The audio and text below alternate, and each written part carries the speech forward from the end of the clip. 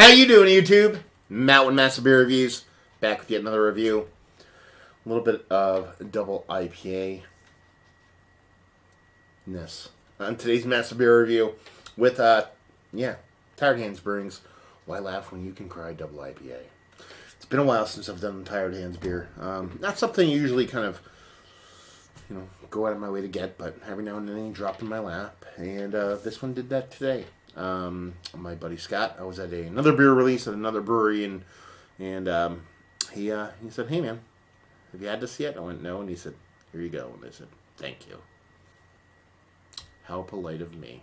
Anyway, as far as what it says on the can, it says, "Why laugh when you can cry?" It is a tragically funny, not even funny with a Y, it's a funny with an IE, double IPA.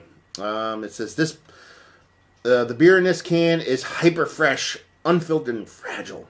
Enjoy the contents ASAP for a beautiful and befuddling organoleptic experience. Oh yeah, please recycle this can. There's a fucking date on here. I don't know. It was released 3 days ago, so I'm not going to worry about dating.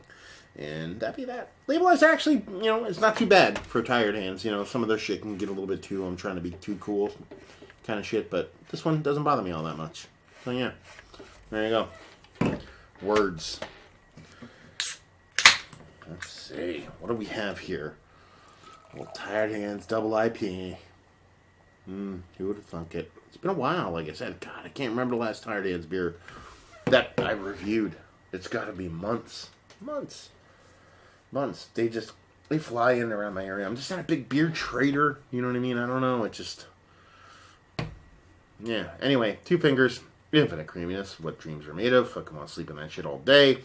My crown, some of my big kind of bubbles throughout. Yeah. Soup kitchen style shit. It's beer thought level stuff, Those beer hop thoughts over there kind of thing. What people covet visibility wise. They look at that and go, ooh, look at that beer. And it's going to be fucking delicious because you can't see through it and it looks like doo-doo water. It can be delicious, but looks do not a beer make. Let's even get a nose on her. Hop green.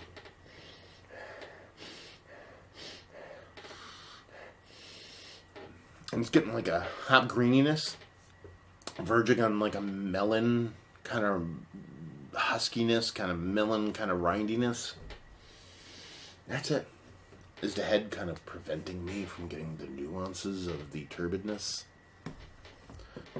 No, I don't think so. I mean, I can punch myself in the head 14 times for saying those words, but I don't think it would help me smell this beer a little bit better. Yeah. Sweetness, a little bit of hop greeniness, and that's about that. So, let's dive into it. See what she's got.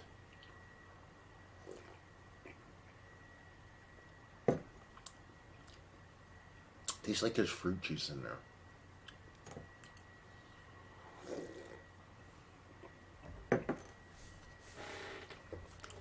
It's a weird one. It's tasty, but it definitely tastes like there's fruit juice in there. And by fruit juice, I mean, not like, oh, those hops are come off super juicy. It tastes like there's legit fruit juice in there. I'm curious to see what this beer is. They don't have anything really written on there.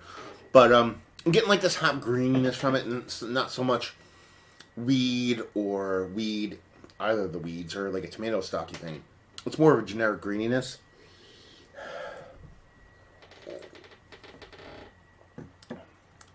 That's fun. But there's a sweetness to it. And it's not a malt sweetness. It's not a lactose sweetness. So I would bet my left testy that there's fruit juice in here. It's like almost like an apricot kind of juice thing going on. It's not necessarily like a citrus juice. It's more of like a stone fruity juice, but more stone fruity sweet as opposed to stone fruity kind of actual like stone fruits.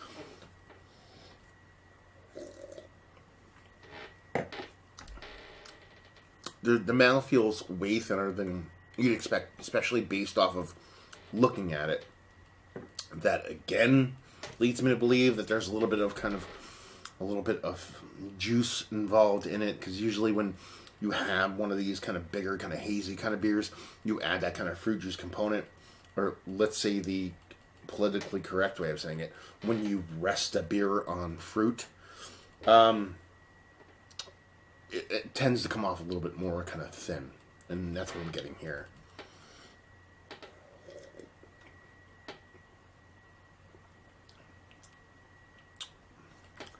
Yeah, you get this like subtle heartburn. Not actually heartburn. Maybe soon enough. Heartburn. Maybe even like a little bit of kind of yeasty dryness to it. A nice sweetness, a little bit sweeter than you expect. But like I said, it's a malt sweetness combined with a fruit juice sweetness I'm getting. If there's no fruit juice in there, then it's really interesting. But I don't think they would, unless they already admit it in like what they talk about in the beer itself. But I'd venture to guess there has to be some kind of juice involved in it. Is that a bad thing? I don't know where you want me to land on that one. Is putting something in beer to make it taste good a bad thing? No. But something about making a beer taste really fun just from a core 4 ingredient thing kind of turns me on. So I don't mind adjuncts in beer.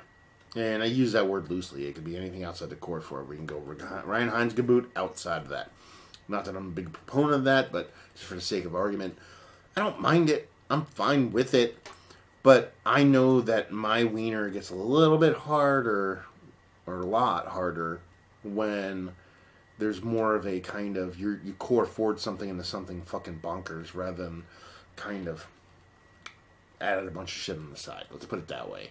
You know what I mean? If you take like a lot of the base beers that end up being like super juicy, and you have somebody that adds honey and juice and things like that, and it ends up being tasty, that's fine. In the end, it's all about taste, but there's a difference, and you usually tell that.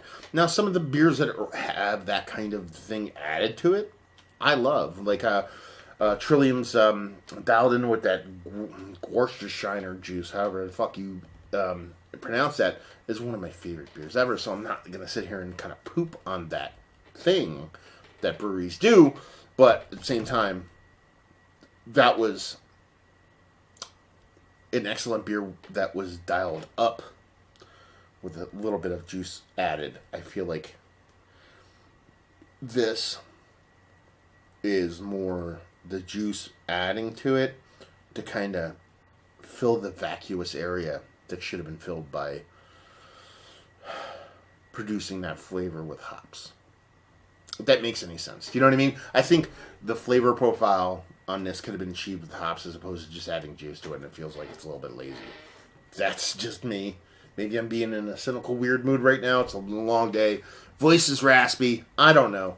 But anyway, it's still tasty, though. I'm not going to say it's not tasty. I just feel like it'd be tastier.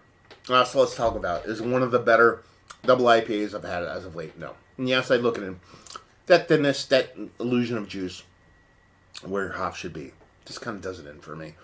It's still tasty, though. Never would push it away. Value and availability. It's Tired Hands. So, I don't know, 16 to 22 bucks, 4-pack. Brewery only. Or chairs only, maybe. And just say if you like, what will you like this? If you like Tired Hands, if you like juice, if you like this new wave of just throwing tons and tons of juice in the beers, and you like sweetness, because that's where it's lying, with that added component that I feel like is in there. No idea. But if you like that kind of thing in beer, then you'll love this. So there you go. Another review in the books. Hopefully you guys enjoyed the review. If you didn't, anywhere in between, down there, words and stuff. Facebook, Twitter, Instagram, Untapped. Massive beers. All 4 of those places if you want to check this dude out anywhere else. And hopefully you guys enjoyed the review. Hopefully enjoying a nice Tired Hands beer right now. And hopefully see you next time. Cheers.